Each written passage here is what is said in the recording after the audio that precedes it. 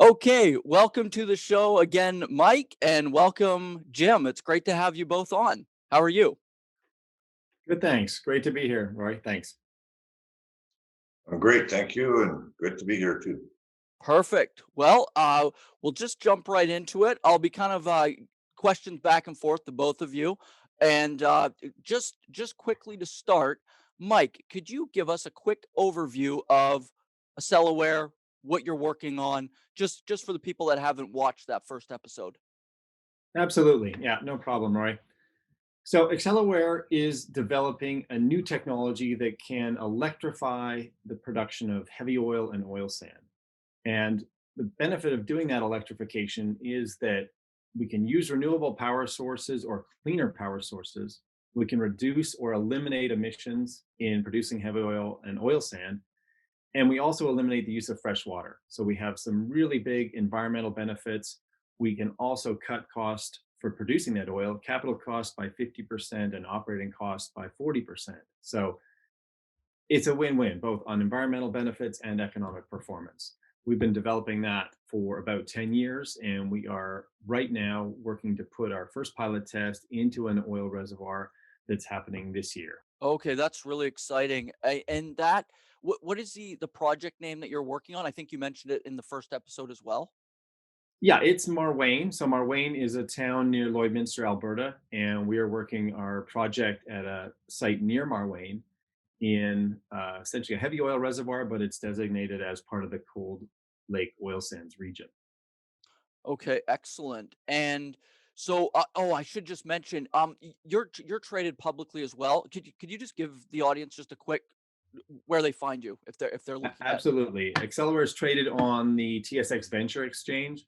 Our ticker is AXE, AXE, Excellent. colon V, if you want to search for us. And yeah, please do take a look. We think we've got a great opportunity and a great investment in a ESG technology that is going to support future growth for Alberta and Canada and really the rest of the world wherever heavy oil is produced. Okay, excellent. Going back into the Marwayne project, so that you just so now you've got the approvals. Um, can you talk a little bit about you did a white paper. Can you give us a little bit of an update about that you published as well? Sure. That actually came out, I think, a little while after we did our first Crownsman show last year. Okay. We put out a white paper that shows how you can take the RFXL technology and you could combine that with a solar array and truly deliver zero emissions heavy oil production. We're not talking net zero through carbon capture, but pure zero emissions heavy oil production. So we showed that it was possible to do that technically, but we also showed that it's profitable to do that. Even in Alberta, given the sunlight hours we have, it's possible and even more profitable in markets like California and the Middle East with higher sunlight hours. But bottom line is, we wanted to showcase that this technology, and again, it comes back to that topic of electrification, it opens the door for zero emissions upstream production of heavy oil and oil sand, and that it can be profitable for operators to use clean power to power the RFXL to get that asset out of the ground and produce it. Question I have on that. So with your tests that you're going to be doing here, is this something that and you may have already mentioned, but I just want to clarify, all these different wells, the test is being done on a single well to start. Is that right? That's correct, yes. So this conceivably could be done across Alberta and then further for the oil and gas sector. Absolutely. That's the adoption rollout we're looking to drive once we prove that the technology can produce oil, can maintain the efficiency levels that we predict. Then we're looking to see adoption both in the heavy oil sector in Alberta and Saskatchewan, in the oil sand space in Alberta, and in heavy oil markets like California and the Middle East, where either there's big pressure to eliminate emissions and reduce water use, or there simply isn't access to water or natural gas to use a process like SAGD. So a lot of potential both inside Canada and outside our borders as well. Okay. The one thing you also recently you've had some patents, but did you recently have another, like a key one that you just secured as well? Yeah, that came last year. I believe that was September. We had a key patent for the RFXL technology itself that was granted. So we now have a total of 7 patents that have been granted. We've got another 22 in progress. So intellectual property development is a key focus for us. We've got something really unique here, and we continue to enhance it and protect it as we move forward. Okay, great. That's good. Exciting to hear for your company being able to get those. The We'll move into the a new partnership, and that's also why Jim has joined the show. So, Mike, do you want to start with that here, and then maybe we can get some of Jim's background as well afterwards? For sure. Yeah, I'll do a quick one and then Jim can jump in. Excellent. So last summer we started talking to Jim and Javon who operate the Sadene group of companies, and they had contacted us looking for a potential partnership. So we thought there was a fantastic fit in terms of our goals for a responsible development technology that can help create a future wave of growth for the oil sector through responsible development, through environmentally conscious development, and socially responsible development. So we found a great fit. We established that partnership with Sadene Group and created an entity called Acceleware Kisâstwêw in November of 2020. Maybe Jim can give better context on how they came to us and what they're looking for from the partnership. Yeah, Jim, I'll let you jump in there and just give a little bit of your background. That'd be great for the audience. Well, thank you very much. I've been involved in Fort McKay politics for about 30 years as chief, and we've been very uh, proactive about working with the oil sands industry and making sure that our communities benefit from the resource development activity that's happening within our territory. We've learned to invest in the oil sands and work with the oil sands in addressing a lot of the issues that we have with respect to the environment and social implications in regards to these developments that are occurring on our land. Um, so after retiring from politics, I wanted to partner up with people that are looking to the future of the oil sands industry and seeing how we can make it better. And Acceleware provided this opportunity for us to be involved in a forward-looking project that has implications with regards to the environment, where water use will be reduced quite substantially, where there's virtually no water being used. There's carbon capture is not required with regards to these projects. So I think the overall impetus with regards to the future of oil sands is that we need to find a cleaner way to produce oil from the vast amount of deposits we have here in Alberta, and that Acceleware provides a vehicle for the oil to be extracted in a responsible way. So I'm very happy to be working with people who are innovators and forward thinkers, and people that are looking towards the future with respect to improving our economic and environmental social footprint within this country. Yeah, that sounds like you're taking a kind of a long-term approach on it, and the going into that. So you were 30 years in on the political side, and then so now with this partnership, you also had founded another company as well. Is that right? That is still in operation today as well? Or is that part of the Sedena group? That's part of the Sadani group, and we were offering a host of services, uh, uh, primarily related towards the economy in Canada here. So it's quite a diverse group of companies, from healthcare to education, and these are topics which are near and dear to my heart, and I would like to see these companies move forward, especially on the education front, because that's a very good, very positive impact with regards to the future of the young people in this country. So I think that Acceleware and Sadene will have a really good partnership. and that way, I'm in for the long haul, and hopefully, we'll be successful right off the bat, and things will accelerate, and we will be one of the prime companies within the oil sector within the province of Alberta. That's a great goal, I think. Talk Jim, because you were mentioning it, maybe we can both, or maybe you and Mike can both jump in on this next one. So with with the new technology, so RF, just to clarify, that stands for radio frequency. That's correct. Okay. Yeah. Just wanted to clarify that for the audience and me.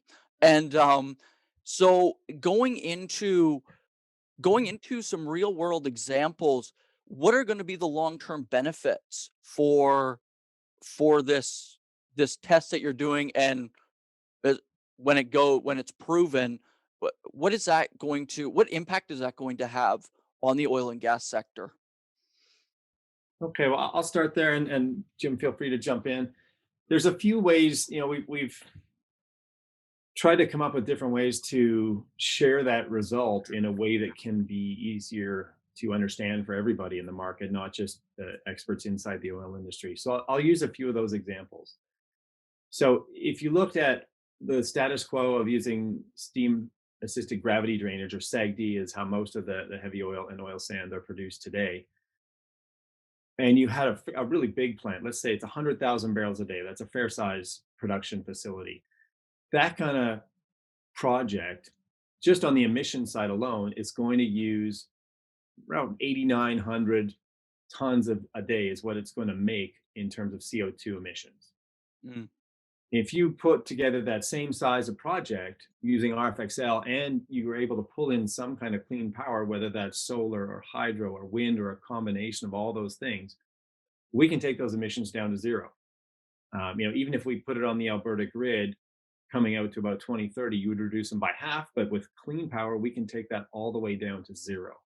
So, if you compare that, if you want to compare that to some kind of real world comparison, um, that is the same as 210,000 Canadians is really? their daily emissions. If you have that many Canadians in their normal use of driving cars, et cetera, today, that's the equivalent of removing the emissions out of 210,000 Canadians in that one project. So emissions are important. As Jim mentioned, we can do it with almost no water or no water, which is a big deal. Um, Probably as important as the carbon reduction long term. But if we look at that impact, that same 100,000 barrel a day SAGD facility is going to use 250,000 cubic meters water a month of fresh water coming in to replace the water that's lost in their system. And the equivalent there is that's the same as 35,000 Calgarians and how much water they use on a monthly basis. So you can kind of picture McMahon Stadium full of people, all of their water use. We can reduce that just in that one project. So Uh, that's again, that goes, just to clarify again, that goes just for one site that's doing that 100,000 barrels a day. Correct. That's right. So So as long, we get past Marwayne and we start to roll out, yeah. we'd like to see people start with some 10,000 barrel a day sites and ramp up to multiple 100,000 barrel a day sites. But that's the scale of the impact. It is really big. If you can eliminate emissions and water use, that's a big change. So Yeah, and you we can mentioned, also talk about the land use side, because the benefit of not using water is fairly self-evident. We don't want to use more fresh water than we need to. It can damage the ecosystem. But it also costs money to use it, to process it, and to heat it. So when you take water out of the equation, that's part of how we reduce our cost, is that we are a much simpler surface facility. And so we don't have all that expense of running big gas-fired boilers and all the water processing that has to happen when you're moving that much water around. So that's a cost savings both on capital and operating side, but it also uses less land. So that's you don't have as big a footprint. And in fact, in that same 100,000 barrel a day site, we would save roughly 90 football fields of space that would be disturbed and used for a SAGD facility. We can do that with 90 football fields less over the course of that project. So that's a pretty big reduction. yeah, for the land. So you're reducing the land, you're reducing the water. Yeah. Obviously, the emissions from it. So and I think that does highlight the innovation that's coming from the oil and gas sector, and that's why it's nice to have you back on with the updates because and I'll pass it over to you as well, Jim. Did you want to add anything to Mike's comments on this, like the real world impacts? Well, the way I would characterize it is that each project in the heavy oil business needs to build huge amounts of pots and pans, as I would call it. And this infrastructure is costly to build. It's quite expensive in terms of your capital cost. So with Accelwere's RF technology, there's a huge savings with regards to your capital expenditure with regards to producing a barrel of oil. So that's one substantial benefit with regards to uh, uh, incorporating new technology within the production of oil. The other factor is that there will be a huge benefit with regards to the non-use of solvents. A lot of the companies nowadays use solvents as part of the extraction process. They need to put it into their ore body to make the ore more transportable, and that way you can pump it out of the ground. So the benefit of RF technology is great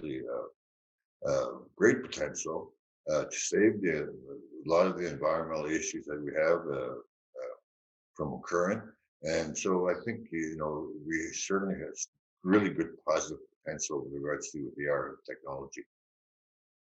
That's yeah, so you just touched on the cost reduction, as you said, like the pots and pans required to build one of these processing facilities. I like that analogy. The you kind of touched on it. It does sort of create almost a domino effect from what your technology adds to the sector long term. Is that a good way to phrase it basically? I think that's a good way to phrase it. I think, in terms of the less work you do to produce a barrel of oil is great. It's great for the economy. It's great for the environment. It's also great for the producer and also the people at the other end who use the product. Touching going back and Mike, I might ask you this, touching on the non-aqueous again, that's gonna be really important, like, in Canada here, especially, we have so much fresh water, but can you just touch on that again, just on how important that will be long term as well? Absolutely. I guess, Rory, we see right now there's significant focus on carbon reductions, politically and globally. Cleaning up emissions is a big focus, and it is really important. But what we know is that right behind that, because that's driving climate change, which is putting a lot of attention on it. But if you look at sustaining the ecosystem and protecting all the parts of our planet that we want to, you can't take the water out of out of it and have it survive. So reducing water use on this scale, it's massive water use, and so we want to be able to help by cleaning that up. It is going to be the next critical thing that takes attention. So while you see a lot of focus on things like carbon capture, Jim mentioned we don't need carbon capture and storage because we have the potential to eliminate emissions. That's getting a lot of focus. It's getting incentives, but even if you put carbon capture on the current SAGD, it's still using water, so it doesn't address Right. that problem. It may help us transition from SAGD to a cleaner technology, but to be able to keep growth going, responsibly produce this product that we still need, and do that without emissions, without water use, without solvent, that is a big bonus. And as Jim said, it's got less pots and pans, so it is much less expensive. And actually, I was going to close on that. I just remembered, Roy, if we talked about those comparisons at that 100,000 barrel a Yep. day plant, um, that project, if you build that with SAGD or you build it with RFXL, you're going to save $1.8 billion in building it. So Really. RFXL saves 1.8 billion upfront just to get that thing built, and it's going to save close to 300 million every year in operating cost savings. So in terms of a strong and sustainable industry for the country, we can help get there both by cleaning up the emissions, reducing water use, and saving money so that we can be profitable and solid at lower commodity prices if needed, or more profitable when they're higher. The one actually that brings up I wanna quickly because you've gotten some major endorsements in terms of funding recently, and I wanna touch on that, but I just a question that came up because, like you said, there's, like, the environment, the political side of, like, the oil and gas sector. With something like this RF technology, conceivably, we could be in an environment because a lot of people are still saying, like, oil and gas is going to be needed for many decades to come, even with the transition. Conceivably, it could help increase production at a lower environmental cost. Is that almost a way to look at it as well? Absolutely. Yeah. I mean, whether we need um, more or we need the same volume that we're producing today, but we need it to be cleaner and less expensive, that's certainly the role we see for RFXL. It can help manage that transition, but continue to produce while removing the environmental costs or impacts that we would like to see taken care of. Okay. And for that, the jumping back to the funding, can you talk about Alberta Innovates, you secured can you just talk about what was it you secured funding? I don't know if that was a grant or if that was like a loan. Can you talk about that a little bit as For well? sure. Yeah, that was, we announced that in January of 2021 here. That's the most recent bit of funding that we've received for the project. It was $5 million in grant funding from Alberta Innovates to support the Marwayne project. Okay. Going back a few years, we had secured 5 million from Sustainable Development Technology Canada and 5 million from Emissions Reduction Alberta. We've had some top ups increases over the past year from SDTC, which is Sustainable Development Technology Canada. So Okay. we're now up just over 15 million in total grant funding from those three agencies. We're really proud to have that, excuse me, that strong support both from federal agencies and provincial agencies looking to see, hoping to see that we can get this technology proven and deployed. We've also been able to secure a total of $4 million in commitments from two major oil sand operators in Calgary Mm, who want to see what we can do with the technology. So out of the total project cost of just over 20 million, we've secured 19 to support it. So we're really pleased with that kind of performance to get the technology supported. well, congratulations on that. That's incredible. We had ERA on the show a little while back, so yeah, it's good to see what they're working on and kind of promoting these investments into that cleaner technology. I'm just going to jump down here.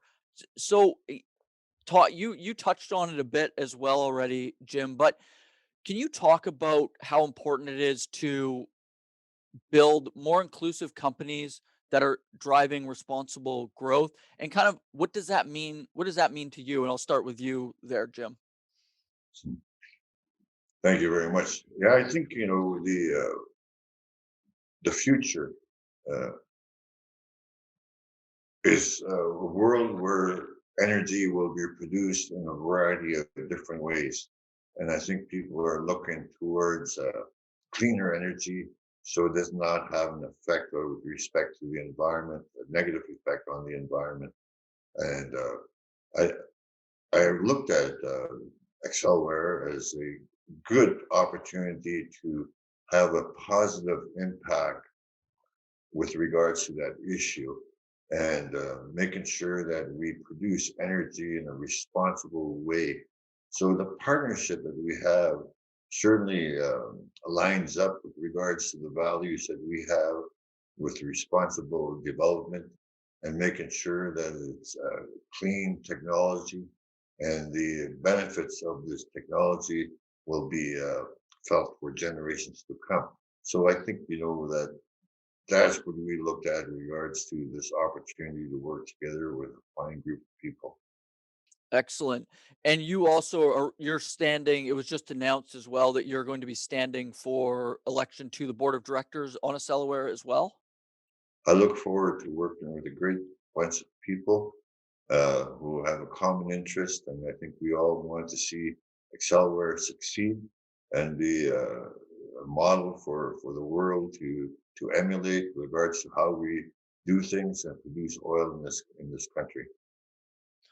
gonna pass it over to you, Mike. So, what was the importance of this for you when you were approached by Jim?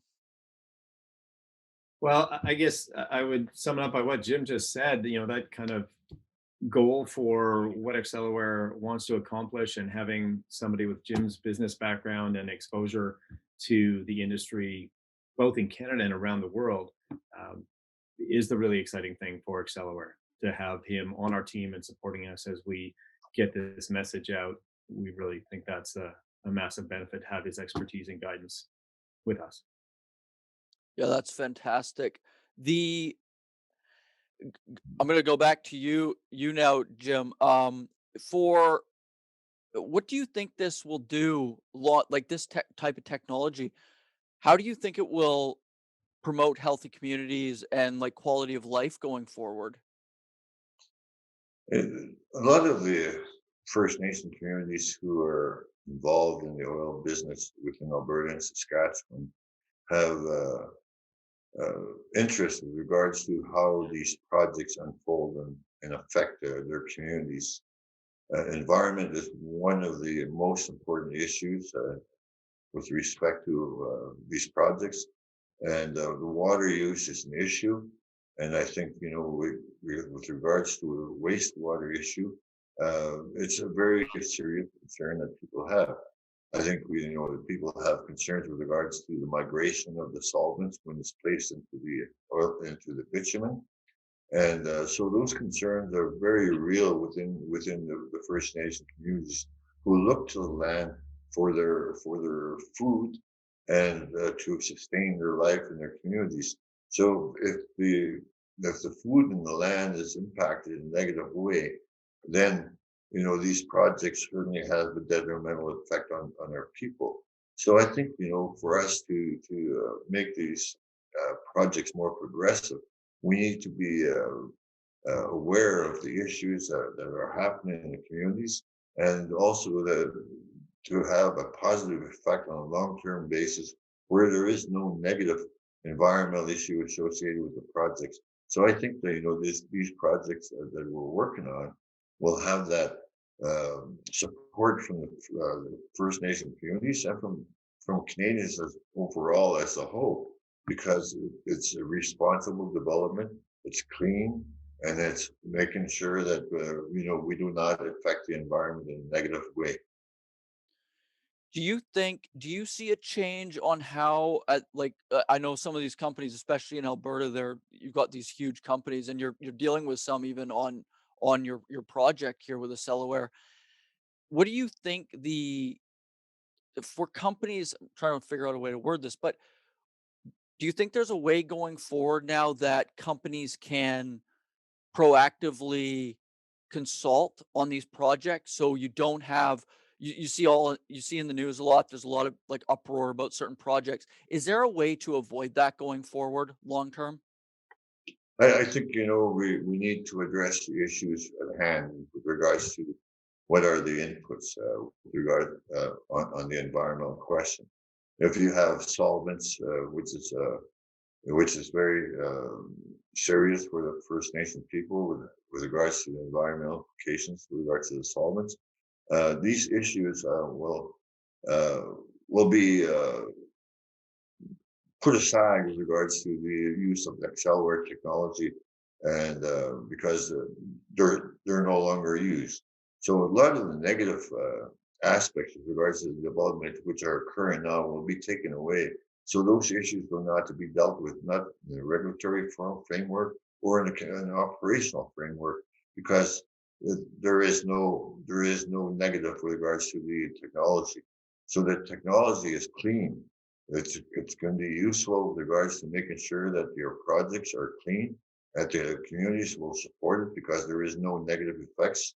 So I think there's really great potential with regards to establishing a really good production basis with regards to clean fuel production in this country. Jim, I also wanted to congratulate you for recently receiving the Alberta Order of Excellence. If you could just provide some more details on what it means to you to win that, that'd be fantastic, and just some more of your experience. Yeah, I won the Alberta Order of Excellence, and it's a result of what I would characterize as getting old. Uh, Come on, Jim. I think it's a little more than that. I like to make light of it, but the fact of the matter is, it's recognition and an honor to be recognized for a huge amount of work that was done over the years and the positive benefit and impacts I had on the community. We worked out of our way out of a difficult situation. We had a good lifestyle before the oil sands industry. Our economy was healthy. Our people who were living off the land were trapping and selling our fur at a very good price. So our people were economically in a good position. Uh, when the fur campaign was successful in Europe, our community was affected. All of a sudden, our people had no income. Mm. So we worked with the oil industry to make things better for our people in our community. We uh, we sought ways to invest our resources in the oil industry so that we can have a benefit from our work that we're doing. We started up companies. We invested in our people so that they obtained education to become proactive participants in the economy. Uh, and our community built up its infrastructure because the oil sands provided the resources to pay for our schools, our streets, our houses, our water and services, our infrastructure such as electricity and natural gas. So, I think there certainly is a lot of benefit with regards to making sure that we can work and invest in a proper way within the oil sands industry, and we're very successful at doing that. We generated over 5 years something like $2.5 billion in revenue, and the profits went back to our people in our community. So I think we certainly have a really good example as to why uh, you know hard work and diligence will make you successful in the economy that we choose to work in. And that recognition came as in my old age. So now I have the Alberta Order of Excellence, which is an honor which I will cherish. Well, congratulations on that, and yeah, that well said, well said. That's incredible. Well, from there, jumping back into the business side, um, I'm excited to talk about this one. So, just because we're gonna get into when you talk about electrification of the heavy oil production, greening of the grid, all that, it sounds great. It's just like electric cars. It all sounds great, but we've got to talk about generating that power. So, Mike, I'll let you start with how important the Acceleware technology can be in the future. And you did touch on it before, but if you can just get into that a little bit in more detail on how we're going to do this, like how are we going to actually electrify heavy oil? Sure thing, Roy. Yeah, that's a good question. So we've talked about the benefit of electrification, taking this process that right now burns gas to make get we burn one fossil fuel to make another one. And so electrification can take that out. We can use a clean power source to extract this energy that we still need for as long as we need it. But there's a bigger picture part of the equation here, and that example of 100,000 barrel a day facility, or beyond that, if we had 100,000 barrel a day facilities and we're producing 1 million barrels a day, which would be a bigger piece of Alberta's production, but not even the majority. So if we were going to do that, we start to get it will require a lot of power. That's the bottom line. And so all that electricity has to come from somewhere. And we really see that our technology as a beneficial element there. And that's where, that concept of greening of the grid. The greening the grid means over time we move off of coal and natural gas to all renewable sources. And that's expected to take 10 or 20 years to get there, and specifically for Alberta with a lot of coal fired plants in transition right now. We're working on that, but we think something like RFXL can accelerate that transition and support more investment in renewable power. And so I can explain a little bit more about that.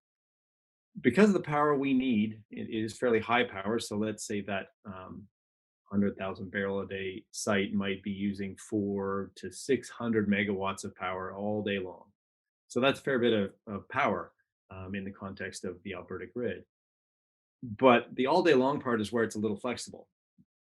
Unlike a steam boiler for SAGD that's hard to turn off and on without a bunch of ramp up time and even damage potential, we are like a light switch, so we can turn up, turn down, turn to half, whatever needs to happen. So number one, that means we can run on what's termed curtailed power. So we can take all the power through the day and the night that's at low cost, but we don't need to use the power during the peak, say 2 hours of the day, where everybody else in Alberta is running what they need to run when they come home from work. It's typically early evening hours. Power costs more during that time window. So to save operators money, they could take all the power they want in the other 22 hours and turn off for those 2 hours. But because we're able to handle some of that off and on, we can also then support investment in renewable power sources. And the white paper we mentioned does some of that explanation. But essentially, if somebody's out there thinking about putting a solar plant somewhere in northern Alberta, 200 megawatt solar plant, they could want to do that. They might be thinking about that investment, but they'd want to make sure they could sell all of that power or as much of that power as possible before they invest in that plant. With a technology like RFXL that can take all the power you can give it when you want to or at lowest cost, but still not need to take that power during peak, it would allow people to invest in a wind farm or a solar array or other renewable power sources, work with an oil operator to sell a long-term deal where all the power at the low cost, they could take all that power and put it in to produce oil while allowing that energy company to then sell to the grid at peak power. That helps Alberta by helping us ramp up. If with everything electrifying, we will need more power. Bottom line. So that would help raise the bar for the total amount of power available in Alberta that's clean, while also helping those investors who are investing in clean power sources know they're going to get a stable return, put that power in the ground to produce oil at low cost, and support the grid with peak power demand. So So almost one way of looking at it is that company that invests in a solar array or a wind farm, as this rolls out more, you almost become like an anchor tenant in a way for that power. And then after during those peak hours, you have what you need already, and then that gets distributed out to Albertans. And that's a great way to put it, bro. Yeah, we would, the RFXL plant can be the anchor tenant for power that might not otherwise even be sold. So it helps ensure they're going to pay off the cost of that system. yeah, yeah, I never looked at it that way, but it seems like a great way going forward. Uh, so the going into so the, going into this kind of the last part, we want to talk about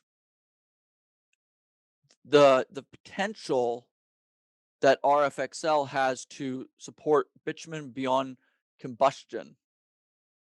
Mike, I'm going to let you take that one because yeah, I'm just going to let you take that one. Okay, I'll take that one.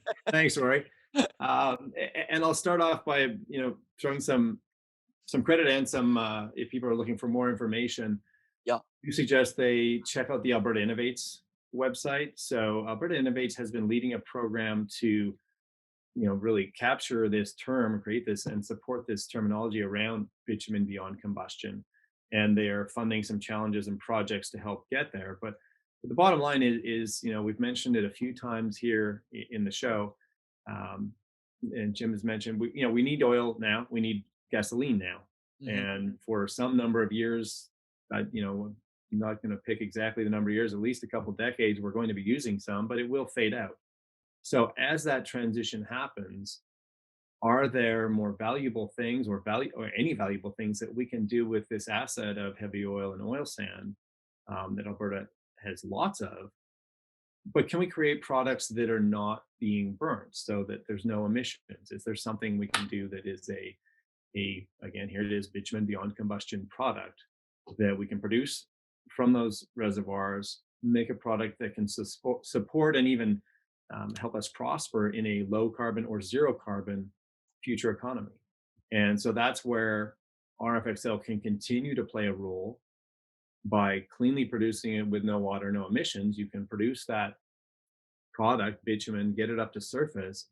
And then there's this potential to, instead of sending it to the US to be refined into gasoline, we could be working, other companies could take that product and generate carbon fiber, which is a massive industrial growth product. They could create and isolate vanadium, which is looking to be, one of the next iterations of battery technology, higher level of performance than lithium, but again, could be powering a whole bunch of those electric vehicles or other pieces of the energy transition. And then you look at those cars that are on the road, cars and trucks, whether they're powered by electricity or something else, they're still driving on roads. So there's still demand for asphalt binder that goes on all the roads, and that can come straight out of that bitumen.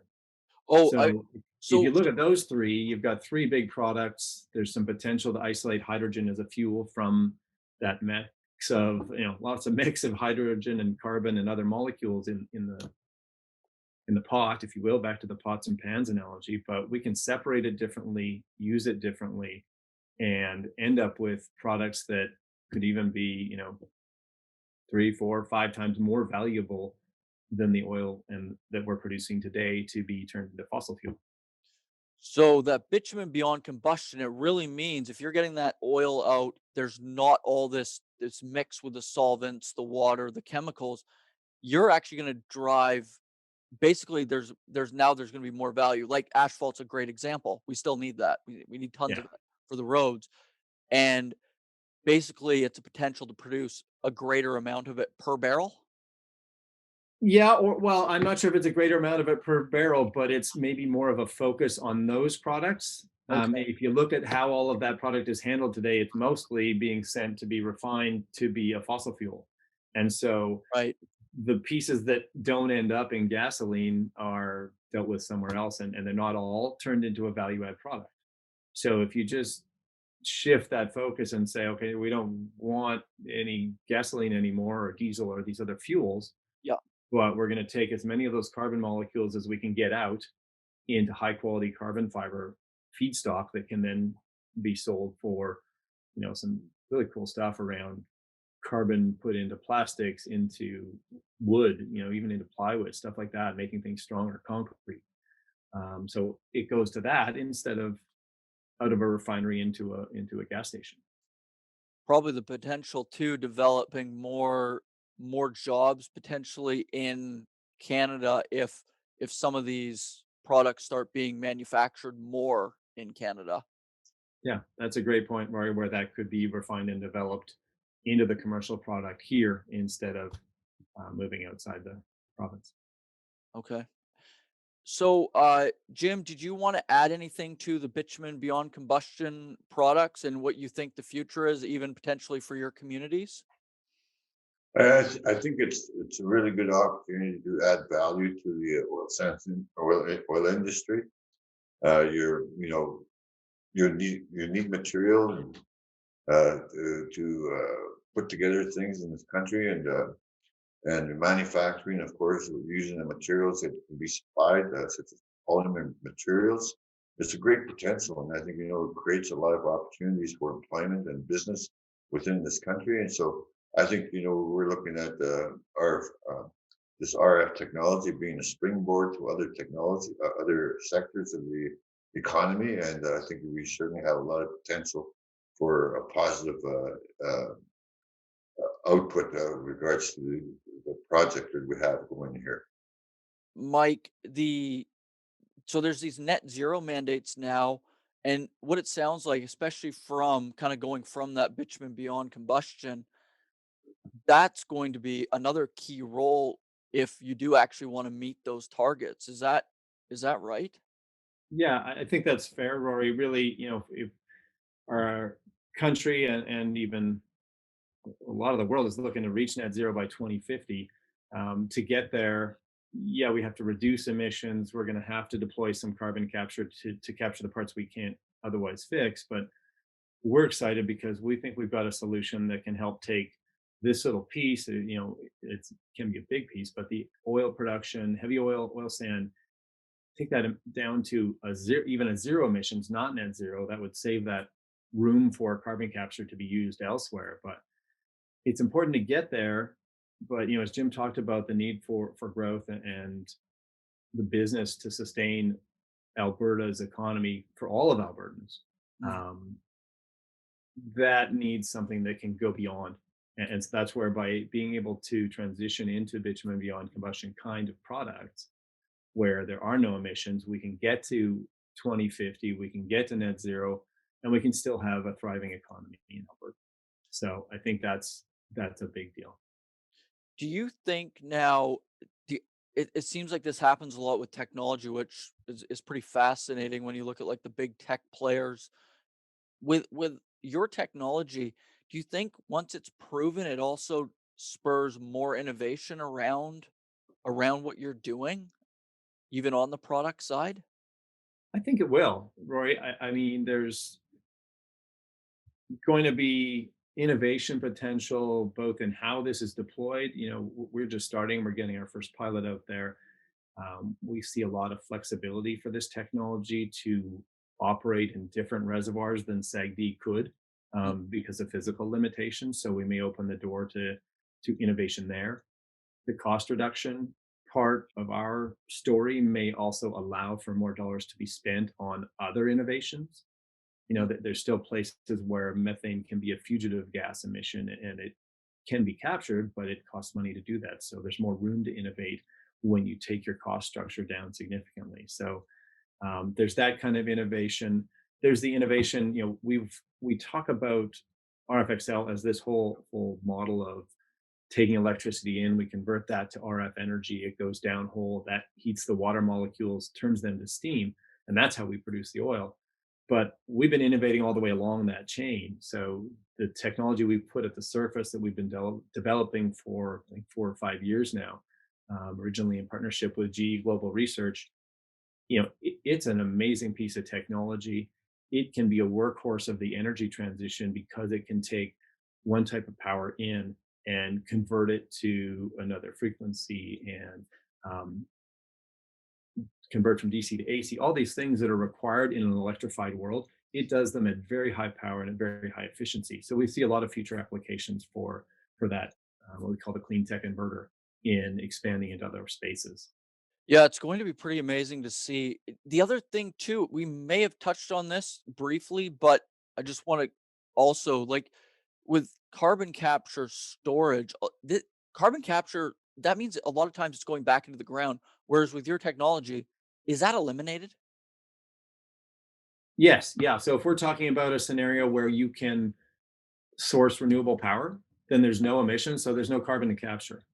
And even if we are using grid power kind of in a 2030 timeframe, you've cut it in half. So we are either reducing or eliminating the need to capture the carbon associated with upstream production. You may still need to capture some carbon once, if it's going into a car or truck and getting burnt, then you're going to have some emissions to capture. But we can reduce the load, really of what's required for carbon capture. And we also have that benefit of reducing land use and eliminating fresh water use. Right. I think I want to leave it here. Do you before we kind of end everything? Do you end everything? That sounds strange. Anyway, before we finish the interview, is there any final comments that you both want to make on kind of anything that we've covered? I've learned a ton here, especially going into the bitumen beyond combustion. It's like a good and even like the power savings part of it. Do you have any final thoughts that you want to add, both Mike and then I'll hand it over to you, Jim? From my side, Rory, I think that was the bottom line. Is really, we want to get to net zero by 2050. We're excited. We've got a platform we think can help take us there as part of a bigger mix, and both by reducing emissions, but not putting a singular focus on emissions. Water's important. Um, Avoiding solvents important. Land use reduction is important, and having this pathway to a future prosperous economy with zero carbon. There's a line of sight there. So I think those are really important factors, and we're excited to be getting this technology to market. Um, yeah, over to you, Jim.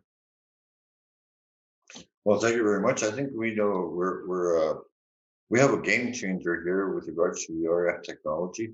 It will improve the environmental performance, the social performance, and we would, greatly enhance the environmental initiative with regards to this project. And I think, we will be successful in our pilot, and the potential in the future for RF technology is so great. And it has so many benefits to this country. And I'm looking forward to seeing its success. That is great. So, yeah, yeah, one more time, just for anybody that's watched as well. Again, you trade publicly, and what is the stock ticker, Mike? Stock ticker is AXE, AXE, on the TXX Venture Exchange. Okay, perfect. Good luck, Thank please. Thank you. Yeah, thank you for both joining. This has been really informative. It's great. These part two episodes, you can get into a whole bunch more detail. So it's been great to have you on again. Um, Gowdy, can you please just let everybody know where they can find more information about Acceleware as well? But I'll pass it back over to you. Awesome. Yeah, no, thank you for coming on and joining us again, Mike, and Jim for coming on as well. You can definitely check out Acceleware. We have tons of links in the description for you, and we'll put in all the other links that Mike was also discussing there. And in terms of Crownsmen Energy, please subscribe to our YouTube channel, follow us on Facebook, LinkedIn. Um, and you can contact us if you would like to be part of the show, whether it's Crownsman Energy, Mining Now, or the Crownsman Show. Contact us, info@crownsman.com. Yeah, I think that's great. Okay, great. Thank you very much, everyone. Thank Okay. you. We will see you on the next episode.